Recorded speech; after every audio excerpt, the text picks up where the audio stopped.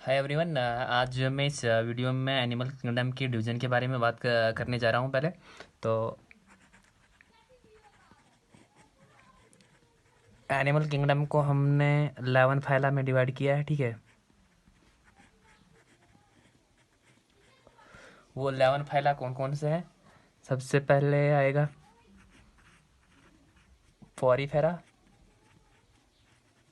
ठीक है, पॉरीफेरा के बाद नंबर सेकंड सीलेंट्रेटा।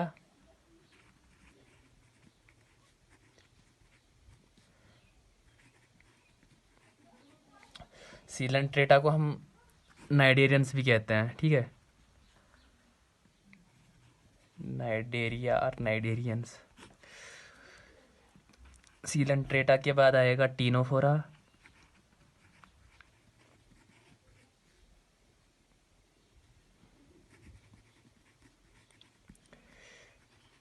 टीनोफोरा के बाद आएगा प्लैटीहेल्मिन्थीज।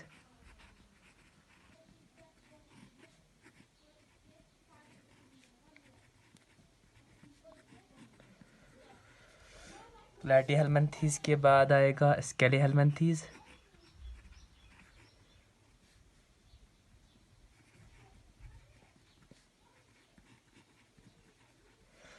स्केलीहेल्मिन्थीज के बाद आएगा एनालिडा।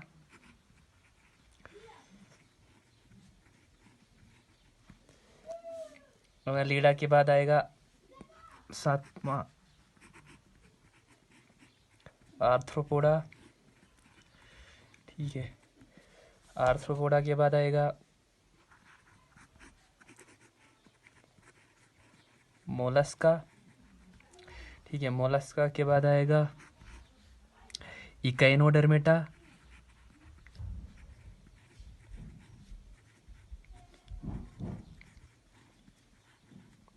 इकाइनोडर्मेटा के बाद आएगा हेमिकॉर्डेटा।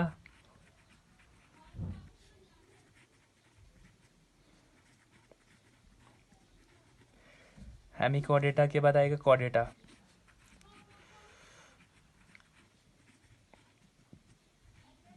ठीक है, ये 11 फाइला है एनिमल किंगडम के। सबसे पहले Porifera, Coelenterata, Ctenophora, Platyhelminthes, Aschelminthes, Annelida, Arthropoda, Mollusca, Echinodermata, Hemichordata and Chordata. तो इस वीडियो में मैं बात करने जा रहा हूँ। तो सबसे पहले मैं पॉरीफेरा की इंट्रोडक्शन के बारे में बात करूँगा। पॉरीफेरा उन एनिमल्स को कहते हैं जिनमें पोर्स पाए जाते हैं। Pore bearing animals are called as Porifera. Porifera को हम स्पॉन्जीज भी कहते हैं। पॉरीफेरा को रिकॉग्नाइज किया है सबसे पहले जॉन एलिस ने एज एनिमल्स 1765 में, और पॉरीफेरा जो नेम है वो दिया है रॉबर्ट ग्रांट ने 1825 में। इंट्रोडक्शन के बाद हम बात करेंगे इनके जनरल कैरेक्टर के बारे में। जो सबसे पहला वाला कैरेक्टर है वो है habitat. All poriferas are aquatic. सारे जो पॉरीफेराज वो हैं वो एक्वेटिक है और मोस्टली ये मैरीन है, लेकिन कुछ इनमें फ्रेश वाटर में भी पाए जाते हैं। एग्जाम्पल है स्पॉन्जिला। पॉरीफेराज कोई मूवमेंट शो नहीं करते हैं, डोंट शो एनी मूवमेंट, इसीलिए हम इनको ससेल भी कहते हैं। अब नंबर सेकंड है सिमेट्री। ये एसिमेट्रिकल है, क्योंकि अगर हम इनकी बॉडी को डिवाइड करेंगे वो दो इक्वल हालोज में डिवाइड नहीं होगी, इसीलिए हम इनको एसिमेट्रिकल कहते हैं। नंबर थर्ड है लेवल ऑफ ऑर्गेनाइजेशन। इनमें कौन सी ऑर्गेनाइजेशन पाई जाती है? वो सेलुलर लेवल ऑफ ऑर्गेनाइजेशन है, क्योंकि आपको पता है ये सबसे प्रिमिटिव एनिमल्स हैं और इनमें जो सेल्स के दरमियान कोऑर्डिनेशन है वो बहुत ही लेस है, और इनमें डिवीजन ऑफ लेबर पाया जाता है। Division of labour among the sales.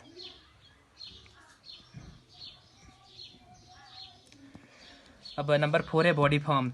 जो इनकी बॉडी है वो मेनली पोर्स की बनी होती है, उनमें पोर्स पाए जाते हैं, और इनमें दो तरह के पोर्स पाए जाते हैं। एक है ऑस्टिया और नंबर सेकंड है ऑस्क्यूलम। ऑस्टिया जो है वहाँ से वाटर एंटर होता है, एंट्री ऑफ वाटर।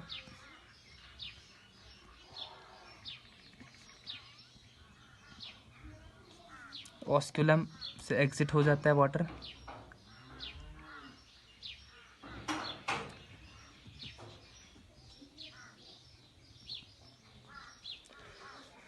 यही यहाँ पे मैंने लिखा है, pores through which water enters into the body called ostia. Ostia Leeds into A spacious cavity called spongocoel. Spongocoel को हम पैरागैस्ट्रिक कैविटी भी कहते हैं। स्पॉन्जोसील के ऊपर एक लाइनिंग होती है सेल्स की, उनको हम कोलर सेल्स भी कहते हैं। Collar cells are कोनोसाइट्स।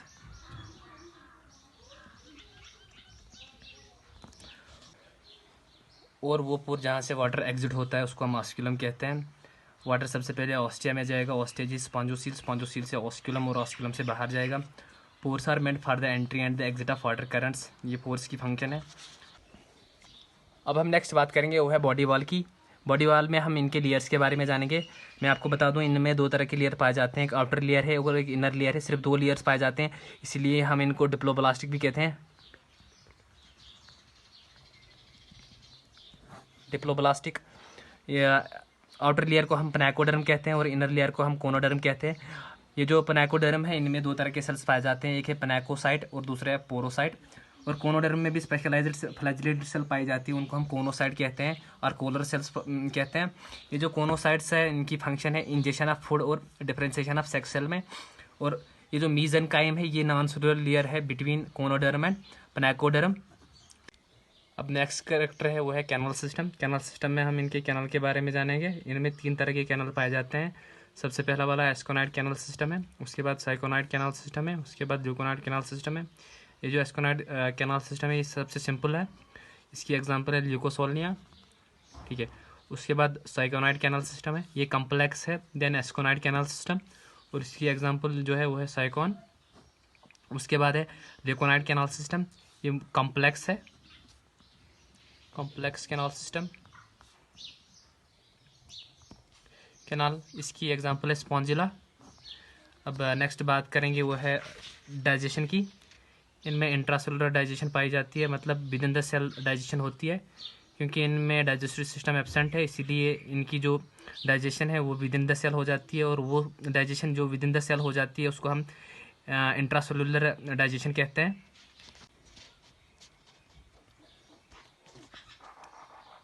हम बात करेंगे स्केलेटन की। इनमें एंडोस्केलेटन पाया जाता है। इंटरनल स्केलेटन को हम एंडोस्केलेटन कहते हैं। ये जो एंडोस्केलेटन है ये स्पॉन्जियन फाइबर का बना होता है और स्पाइक्यूल्स का। ये स्पॉन्जियन फाइबर कैल्केरियस भी हो सकता है और सेलिशियस भी हो सकता है। नेक्स्ट हम बात करेंगे रिप्रोडक्शन की। ये हर्मोफ्रोडाइट है, मतलब सेक्सेस सेपरेट नहीं है इनमें। और जो हर्मोफ्रोडाइट एनिमल्स हैं उनको हम मोनोइशियस भी कहते हैं, बाइसेक्सुअल। और ये रिप्रोडक्शन शो करते हैं बोथ सेक्सुअल एंड एसेक्सुअल के through. Asexual reproduction show by budding and gemmule formation.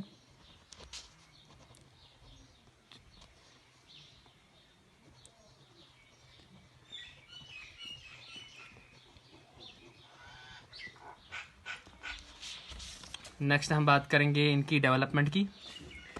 ये इनडायरेक्ट डेवलपमेंट शो करते हैं, मतलब इनमें पहले लार्वा बनता है और वो लार्वा चेंज हो जाता है एडल्ट में। फ्री स्विमिंग लार्वा स्टेज होती है इनमें, और जो फ्री स्विमिंग लार्वा स्टेज होती है इनमें उनको हम एम्फीब्लास्टुला, एक एम्फीब्लास्टुला है और दूसरा है पैरेन्काइम्यूला, ठीक है। अब हम इनके एग्जांपल के बारे में जानेंगे। सबसे पहली वाली एग्जांपल है वो साइकोन है। उसके बाद स्पॉन्जिला है, फ्रेश वाटर स्पॉन्जी है। ये यूस्पॉन्जी है, इसको हम बाथ स्पॉन्जी भी कहते हैं। Euplectella, the Venus flower basket, Hyalonema, the glass rope spongy.